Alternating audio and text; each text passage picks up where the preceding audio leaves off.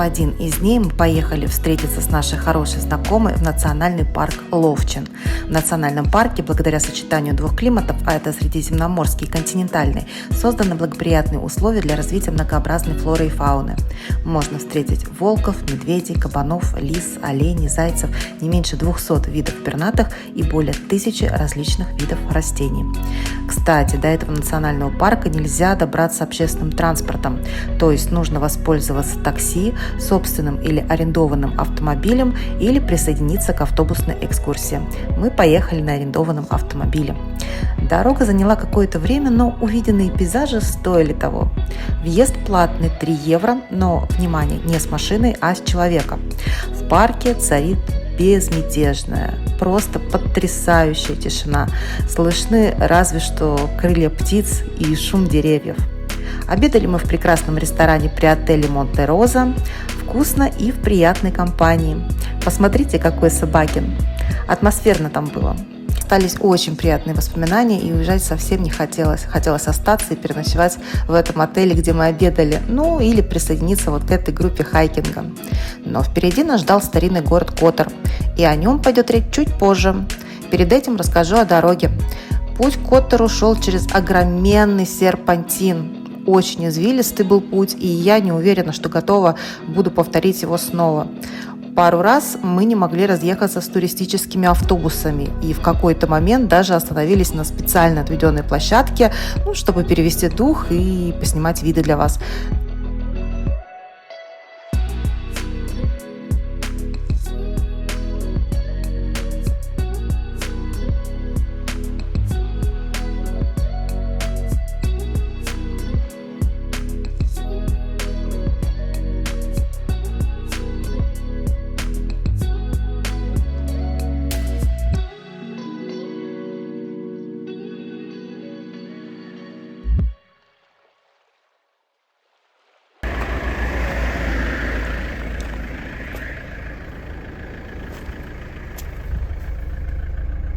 Я тебя снимаю.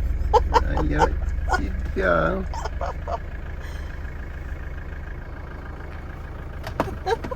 Всем привет! Привет, ребят, привет!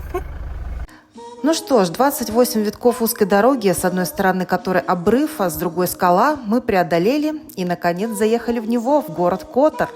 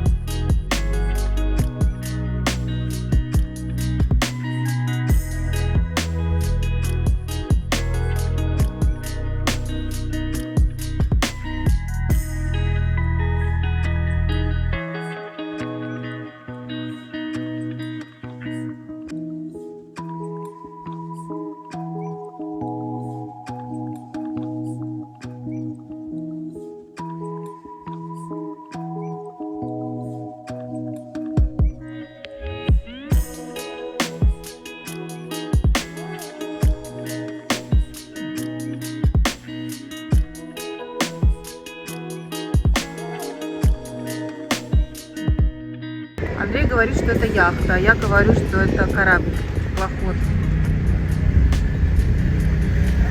Мы долго-долго ехали по огромнейшему серпантину с высоких гор. И, наконец, мы приехали в город Котор. Мы пока ехали, я смотрела по сторонам и восхищалась.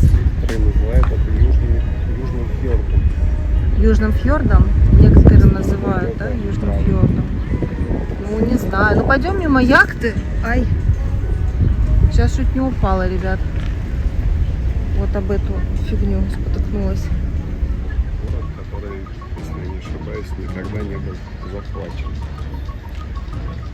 Интересно, благодаря чему он никогда не был захвачен? И оборонительные сооружения, плюс рельеф местности. Это название круизного лайнера Мой обратный путь. Эврима. Ну ладно, обойдем, да.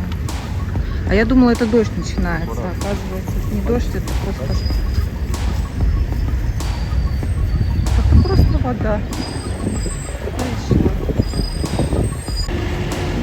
Там, наверное, Здесь есть эскалатор. хорошо.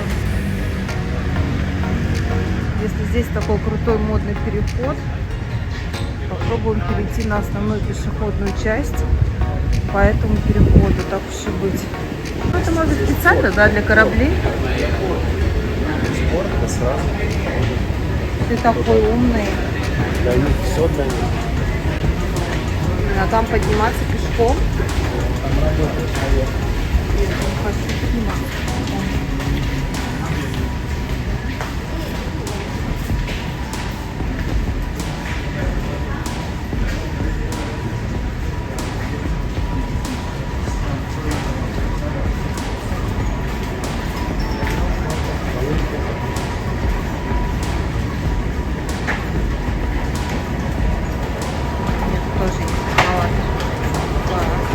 Итак, что мы знаем про Котор? Если говорить об истории, то это очень древний город, расположенный среди величественных гор вдоль берегов бога Которского залива. Самый большой вклад в развитие Котора внесли итальянцы. Именно во времена, когда город считался частью Венеции, а это почти 400 лет на секундочку, он стал таким, каким мы видим его сейчас. В свое время Котор считался крупнейшим центром торговли и мореплавания, а сейчас это один из крупнейших центров туризма. Сами видели, какие лайнеры заходят в его гавань. И это неудивительно, ведь старый город находится под защитой ЮНЕСКО и включен в список всемирного наследия. А это река Гурдич, расположенная у одноименных ворот старого города. Одна из природных необычностей Черногории. Ее называют рекой без русла. Протяженность всего 80 метров, а название можно перевести как «источник», «водоворот» или «вихрь». Говорят, что в сухие жаркие дни ее вовсе нет под воротами. Представляете, в Гурдиче воды становится прям совсем мало, поэтому территорию захватывает море, и тут образуется небольшой заливчик. Очень малоизвестный факт. Лишь треть старого города расположена на суше, а остальное держится на деревянных сваях, установленных в морской воде. Кстати, о старом городе. Мы, как и большинство туристов, вошли в него через морские ворота. Всего в крепостной стене вырублено 3 прохода. И сразу мы, как на машине, времени перенеслись в Средневековье. Старый город в Которе прославился не только своими архитектурными достопримечательностями, но и своими кошачьими обитателями, которые на каждом углу. Кстати, название города Котор никак не связано с котами. Для меня это было удивление, ведь они здесь повсюду. Но я думала, Котор, основное слово кот, но нет же. Говорят, что коты попали сюда в 1918 году вместе со славянскими моряками, которые прибыли на кораблях во время восстания Австро-Венгерского флота. И вот некоторые коты и кошки остались на берегу и пополнили местную популяцию котов в Которе. А в лабиринтах вообще старого города расположено множество магазинов, которые предлагают разнообразные сувениры с изображениями кошачьих.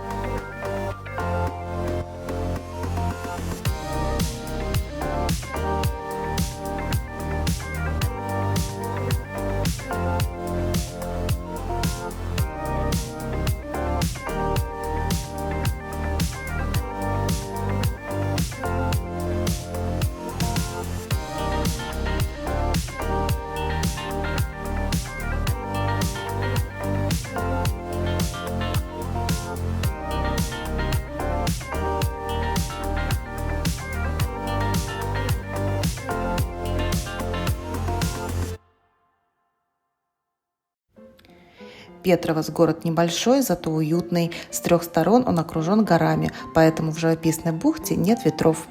Пляжи, правда, показались мне недостаточно большими. Не знаю, как здесь все помещаются, ведь туристов очень много. Главной достопримечательностью является Венецианская крепость, но до нее мы не дошли. Гулять по набережной, кстати, оказалось очень прикольно. Она здесь широкая, красивая, из белого камня и точно придает городу особый шарм. На набережной помимо ресторанчиков, ларьков и сувенирных магазинчиков под пальмами также расположились скамейки для отдыха. Согласитесь, приятно в жаркий день посидеть под пальмой. Из Петровца предлагают такой же набор экскурсий, как и на других курортах. Цены особо не отличаются.